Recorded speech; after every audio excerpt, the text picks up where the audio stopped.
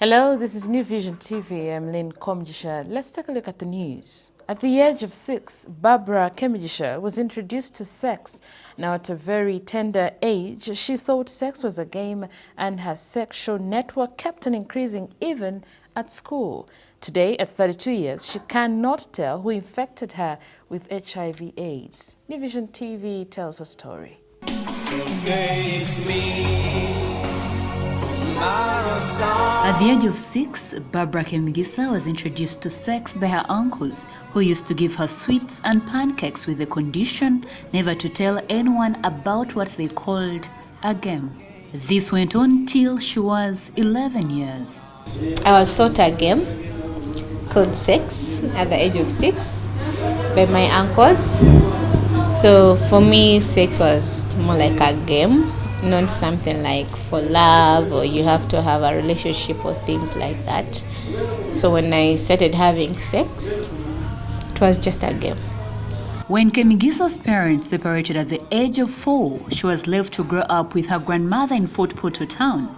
An extended family she remembers to have gotten into had the uncles who molested her till she was 11 and made her believe having sexual intercourse was just a game. You play many games, and that was one of the games we played. They told me they would buy for me pancakes, they would promise me with things, they would carry me to school, and they told me never to tell anyone. So I never told anyone. Then I grew up and started enjoying the game, and sometimes I'll say, "Uncle, let's play the other game." In the year 1997, Kemigisa left Fort Portal to stay with her father in Kampala. While here, she completed her primary 7 and later joined a girls' secondary school. However, she had groups that would take her to clubs, get many sexual partners as possible, and this later affected her studies. Kemigisa got pregnant after senior 6 and her father was very upset. She told him she wanted to go somewhere and ended up at her friend's place. She was her sister, her big sister gave me the room I was staying in, and then later she came to stay. So she was like, why her sister trusted me more than her. But then, basically she's a quarrelsome girl. So she didn't like me. First of all, we had a past history. The time when I used to sleep around, her boyfriend also was one of the culprits, so there was that history. So she took advantage that I'm not really the quarrelsome type or someone who can really fight or anything. So she would abuse me most of the times, and I'll just keep quiet or just move out of the house. So she had to look for different ways she can really hurt me. I'd buy food, cook. When the food is like almost ready, she would pour the food. The jovial 32-year-old got tested for HIV while having an antenatal checkup. She immediately started taking her ARVs, but with the multiple sexual partners, Kemigisa does not remember who affected her with the virus. I don't know how I got HIV. Okay, no, I know how I got HIV through sex. So, but I don't know when or who gave it to me because I had multiple sexual partners. Living positively did not shadow Kemigisa's life. She later found the love of her life and got married in 2016. The two have toiled together, and today Kemigisa is a founder of Pill Power Foundation, an organization that seeks to empower people living with HIV. She was inspired to start this organization when she did not have money to buy a bed for her second child. With her husband, they used empty ARV bottles to make a bed for the child. When I got married, pregnant, I don't have money to buy a baby bed. But then we had so many bottles in the house, mine and for my daughter. So I told my husband, can't we do something with these bottles to make a bed? So he's like, okay, I'll see. So I started going to hospitals collecting more bottles because our bed needed really lots of bottles. I started collecting bottles. The first place was Uganda Cares. Then we went to Baylor. And every day I would have my sack of bottles on my back. And then my husband made the bed. And the bed was really cute. This was the birth of Pill Power. It makes chairs, flower vessels and pots, and also lamp holders, among so many other things, out of empty ARV tins. The items are sold to run Pill Power activities. So we've been selling them because that's the only way we've been supporting ourselves. We've never gotten any funding or anything.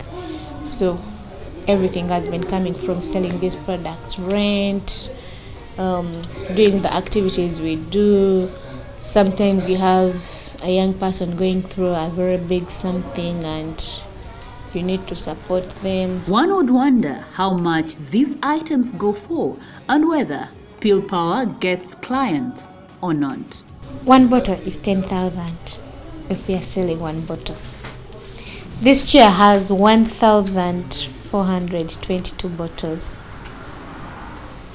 That would be like 14 M plus. Yeah, but if someone comes and they really want to buy that chair, we can sell it to them. We can look at how much they have and they can pay for it. Like this flower vase has been 200,000. If it's empty, it's 150. That chair is 700,000. So we really look at the bottles. This is 500. And for the youth, especially the girls who fear pregnancy more than HIV, Kemigisa has a message for you. I will assure you that whatever you look at here, it is hard work. I've had to swallow these things even when I don't want to. You'll just have fun for just one day because you're with your friends. But all your friends may never get HIV because probably they have parents who talk to them. They've had opportunities to watch these things. But for you may not know how to protect yourself and you get it. And all of them will not be there to support you. So I want to assure you, HIV is an individual battle. It's an individual battle. This report was compiled by Victoria Namtevi for New Vision TV.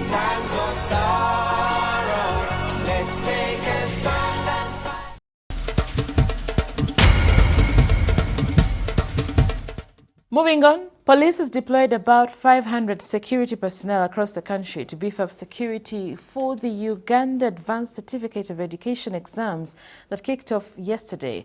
Now, these exams are organized by the Uganda National Examinations Board. Sam Lubega, the police superintendent in charge of UNEB, said the security personnel were tasked with ensuring the smooth running of the examinations period.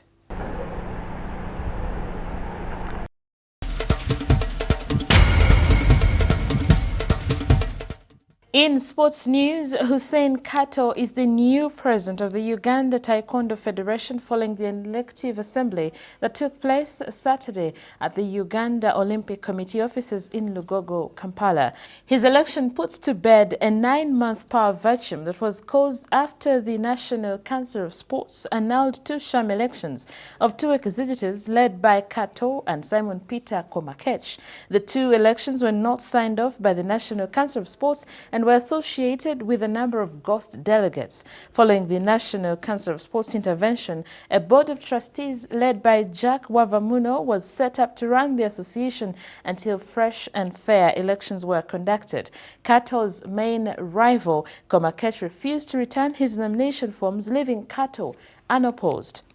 The delegates then asked for a uniting candidate to be added to the ballot on election day, and they chose Richard Okot, a board member, who had to first resign his position. KATO beat Okot to the presidency after garnering 37 votes to Okot's 33.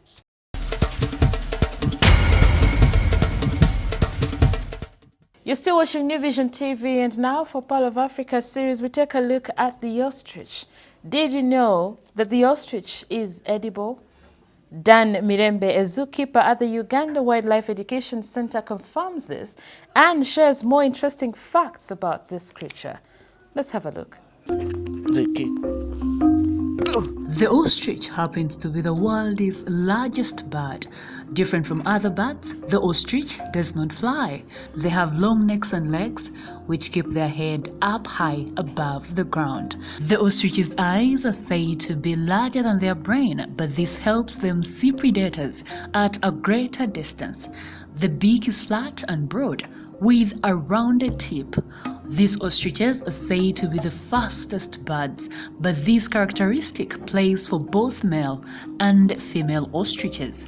However, differentiating their sex depends on their color, as a zookeeper Dan Mirembe explains. By sexual differentiation, this one is a male, that's the coloration of the male, and those ones which are gray, they are female.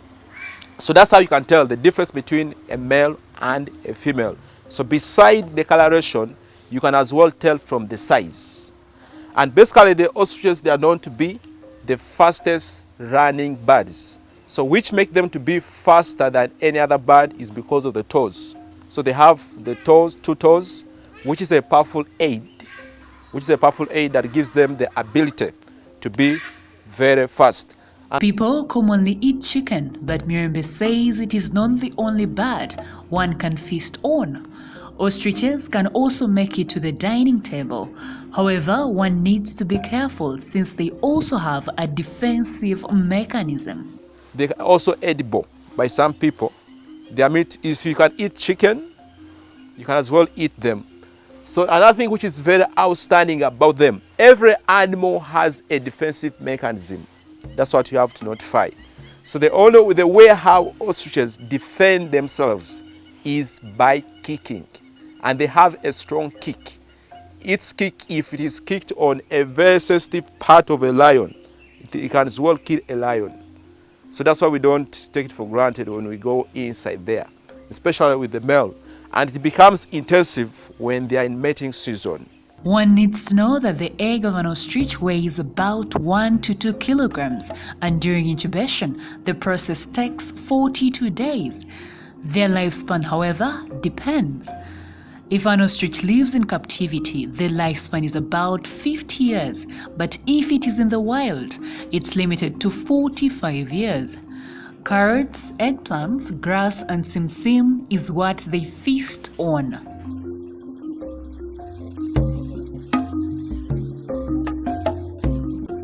Here in Uganda, you can only find them at Kidepo National Park.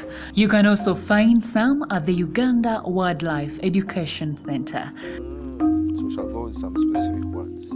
Now, for more Pearl of Africa stories, visit our website, which is www.newvision.co.ug.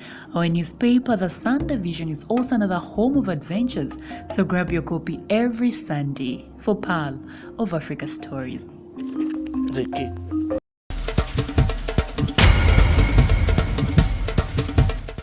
And that's all we had for you. Thank you for watching. Be sure to catch more of your updates on your mobile, on your desktop, on your tablet, anywhere on the go by visiting www.newvision.co.ug. I am Lynn Kemigisa.